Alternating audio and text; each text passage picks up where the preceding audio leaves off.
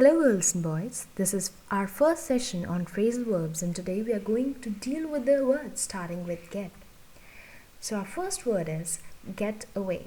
Well, here get is the main verb and away, at, along, on, all these are prepositions. So first is get away, meaning go forward, escape or run away. For example, you can get away from your competitors through hard work. You can surely get away from your competitors if you work hard. Also, it means escape or run away. For example, the thieves got away with $5,000. Next up, we have get at, meaning reach or to understand. Example, it is hard to get at the ceiling. Or you can say it is really hard to get at the fan in order to clean it during Diwali. In context with understand, you can say that I asked my friend to teach me this topic because it is really hard to get at it. Next up we have get along, meaning be friends or manage to live. It is usually used for a person who is very friendly and jovial. For example, he gets along with others really well.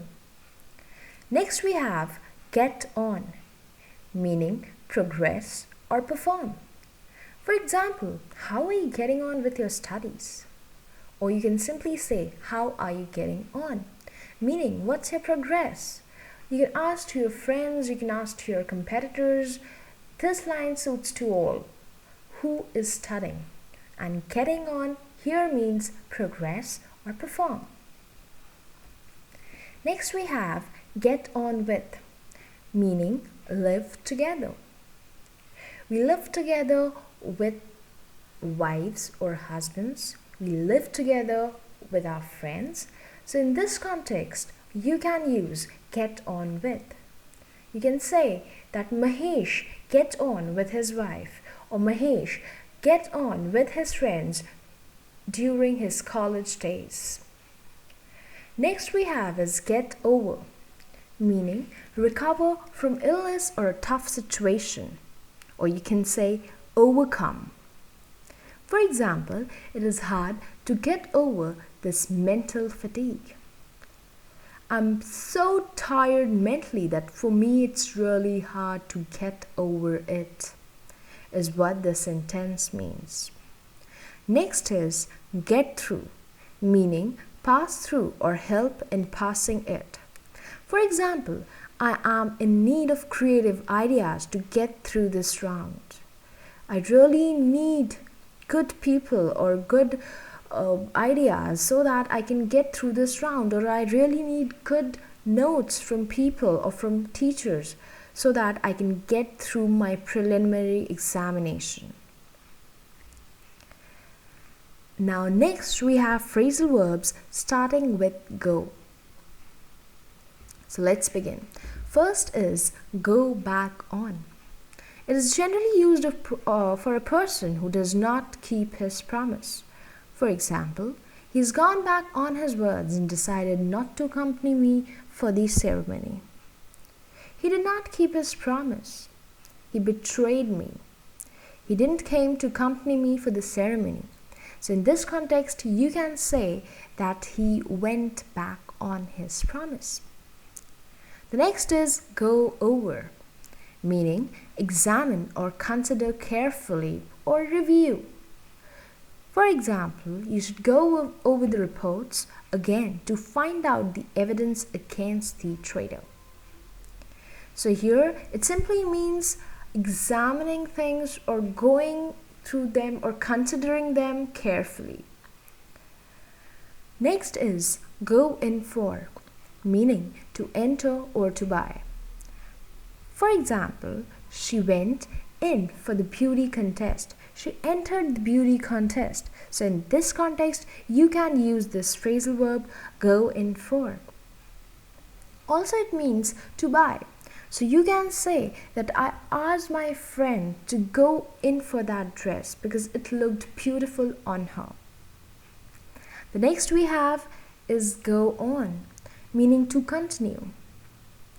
We have used it many a times in our daily life and it's been used from ages. So it's very common these days. The next is go through. Go through is read hurriedly or undergo. During the time of examination, we go through our notes before appearing for it. Next we have is go off, means explode or fire.